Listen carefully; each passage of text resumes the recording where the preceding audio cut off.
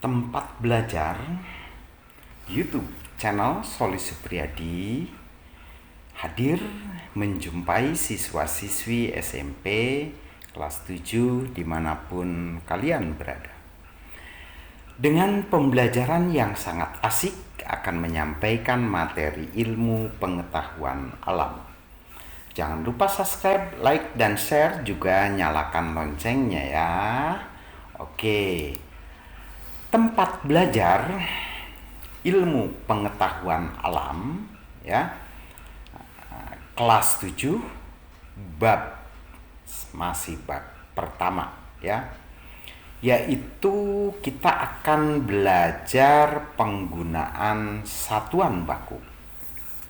Jadi yang akan kita pelajari sekarang adalah penggunaan satuan baku.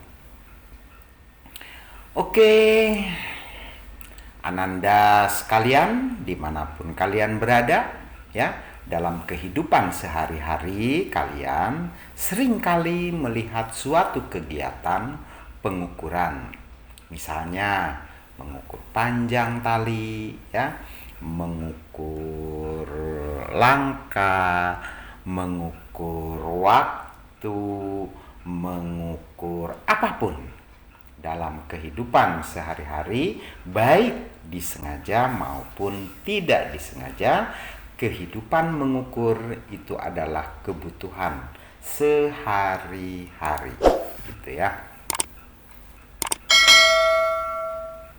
Yang bagaimana yang kita lakukan? Mengukur suhu untuk memanaskan makanan, pastilah menggunakan microwave dan lain sebagainya. Bisa menggunakan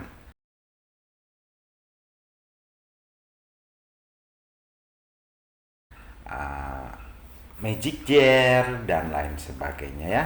Itu adalah alat-alat yang bisa mengukur suhu ya dalam kehidupan sehari-hari.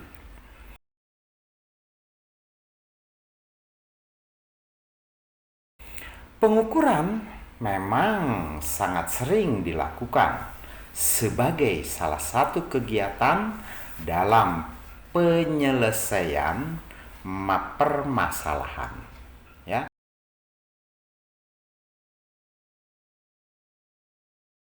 Jadi banyak dengan pengukuran itu menjadi masalah apabila kita tidak mampu mengukur dengan baik. Kepada anak-anakku yang saya cintai, kegiatan pengukuran dalam penyelidikan digunakan dalam rangka untuk membuktikan hipotesis. Jadi pengukuran itu adalah merupakan kegiatan hipotesis yang sudah dibuat ya setelah observasi, gitu. Setelah penelitian ya, setelah mendapatkan informasi-informasi, baru diadakan pengukuran, begitu ya. Nah, mungkin kalian bingung ya. Nah, untuk belajar IPA, hipotesis ya, hipotesa dengan observasi itu berbeda ya. Jadi segala sesuatu kalau mau belajar IPA kita harus mengobservasi dulu. Setelah diobservasi ya, diteliti dengan baik-baik, baru diadakan pengukuran ya, yaitu hipotesa ya. Bisa juga dengan penghitungan. Nah, salah satu contoh kegiatan pengukuran pada penyelidikan adalah dalam menentukan usia pohon.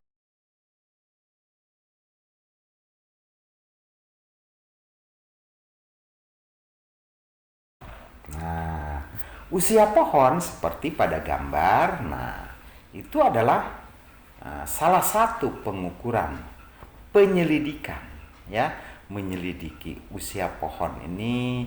Nah, dari setiap lingkaran-lingkaran lingkaran kayunya ini adalah menyatakan usia-usia kayu, gitu ya.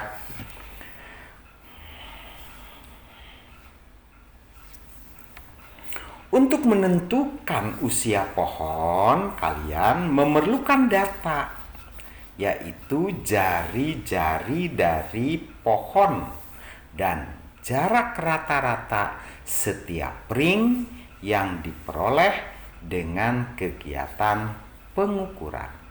Nah, jadi cincin-cincin atau ring-ring atau lingkaran-lingkaran itu ya, nah itu diperkirakan merupakan usia pohon itu hidup. Jadi pada dia hidupnya sudah berapa tahun itu bisa dianalisa ya, diobservasi dari lingkaran-lingkaran kayu pada pohon. Dengan melakukan pengukuran yang benar ya, jadi kalau kita mengukurnya dengan benar, maka perselisihan itu tidak akan terjadi. Nah, dengan pengukuran yang benar, kalian dapat mendapatkan data yang akurat sehingga dapat digunakan sebagai dasar penarikan kesimpulan suatu peristiwa ataupun solusi permasalahan pentingnya.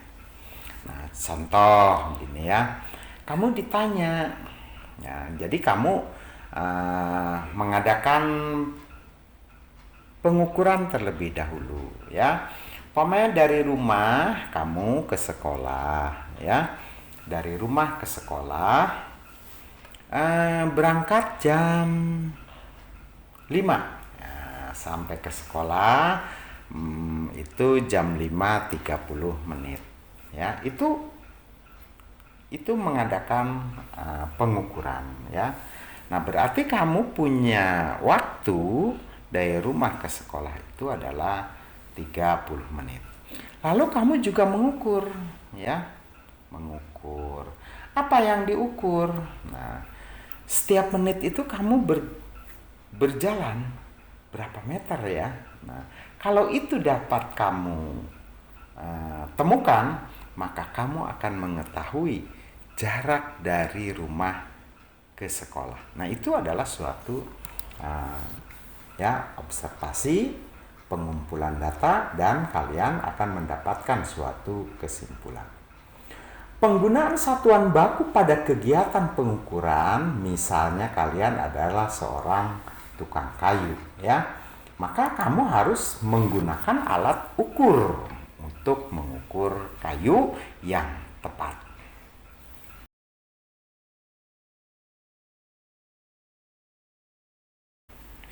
Nah, jika kamu punya sebuah balok kayu dan melakukan pengukuran balok kayu tersebut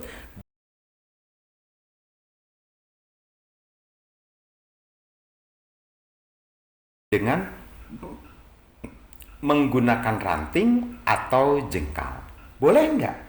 Ya boleh.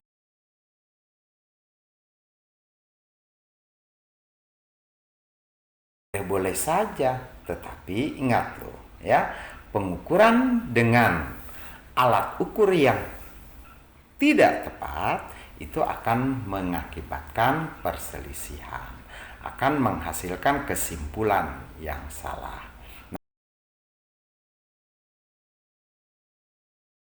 Nah, kalau mengukur dengan ranting atau dengan jengkal, ranting ya di setiap tempat kan panjangnya berbeda-beda. Jengkal setiap manusia juga berbeda-beda, begitu ya. Nah, oleh sebab itu gunakanlah alat ukur yang pasti. Dan meteran seperti ilustrasi berikut ini, hasilnya pengukuran suatu besaran selalu dinyatakan. Pastilah dengan satuan, begitu ya. Nah, satuan yang digunakan untuk menyatakan besaran dapat berbeda-beda ya. Nah, jadi tidak sama begitu ya. Nah, satu besaran dapat dinyatakan dengan beberapa satuan.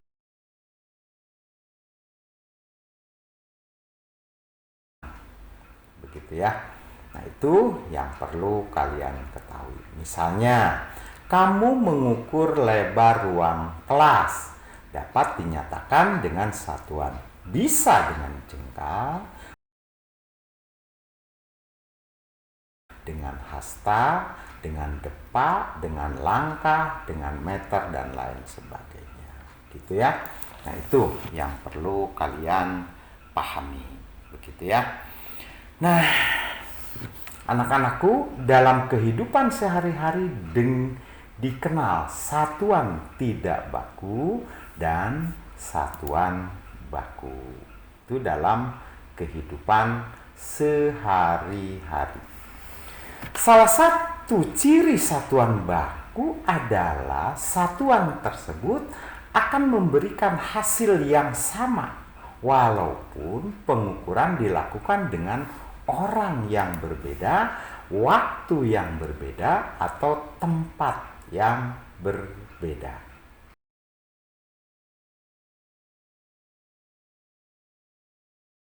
Begitu ya. Nah, itu di dalam mempelajari ilmu pengetahuan alam, maka ada langkah-langkah. Yang pertama kita pelajari adalah tentang satuan baku atau pengukuran ya. Terima kasih telah hadir di YouTube channel kami ya. Mohon maaf yang sebesar-besarnya bila banyak kesalahan atau kekeliruan ya. Nah, itu maka kalian harus juga didampingi dengan buku.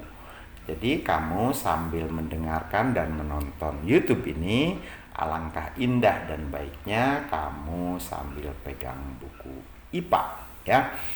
Itu saja, salam sehat, salam cerdas, kita pasti bisa. Anak Indonesia adalah anak yang mampu.